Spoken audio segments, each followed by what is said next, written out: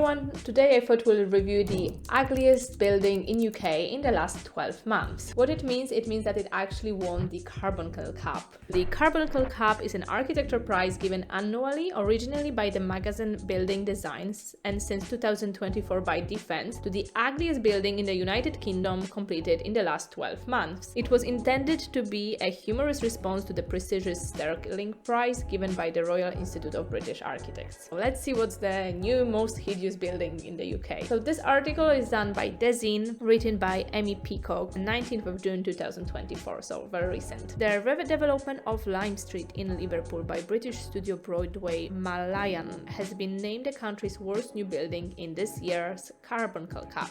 Oh, I don't like it. It's like this kind of printed images, the proportions of it. It looks a little bit like the buildings they built in the late 20th century, which can be nice, but on a larger scale they usually didn't look good. And this kind of offsetted rear part that's a bit higher than the rest of the buildings. It just looks ugly. Sorry.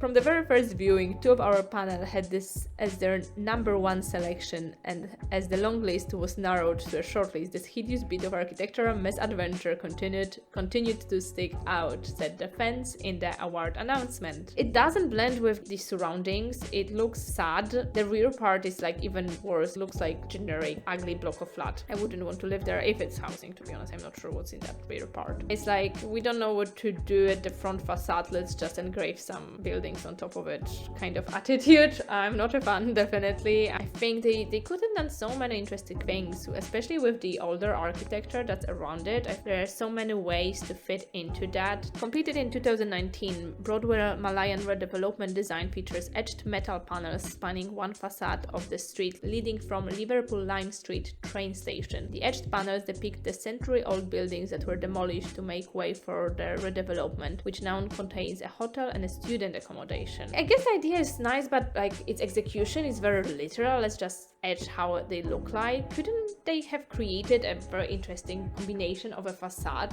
like a little bit maybe more eclectic, that integrates a little elements from the facades of those buildings into something that's still coherent and beautiful, rather than just, okay, let's just etch it on metal panels. Yeah, it would have been much more work, a lot of studying and historical expertise, but if they wanted to take that concept forward, I think that would have been much more interesting approach, how we can take those different styles and buildings and kind of hint what were those century-old buildings that were demolished without being too literal. A bunch of developers have been allowed to knock down a happy eclectic row of buildings, including the much-loved, sorely missed futurist cinema, and replaced it with such nothingness, the architectural record contributor and Jerry Chair Tim Abrahams said. Such a banality that their only option is to cover it with a screen upon which they have drawn portraits of those same old demolished buildings, he continued. Grit has rarely looked so gritty.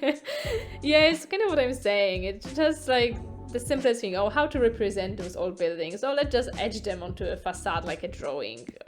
Even from this side, it looks bulky, like it kind of attaches itself to that rear facade building, and actually the building behind it, even though it's not the prettiest building, looks better than that part at the front.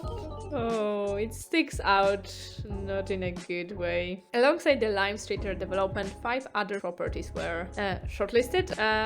Yeah, maybe we'll review them next. We'll see. For now, let's focus on this one. Like this building, like it's a very nice old building, a bit heavy at the top, but the one on the right is not too good as well. But I'd assume this is an old building, and to build something new that looks like that, sorry, shouldn't happen. How did it went through planning? The judges selected the shortlisted projects from 50 final entries, each chosen for their shortfall in usability and negative impact on the surroundings, as well as aesthetic dislike.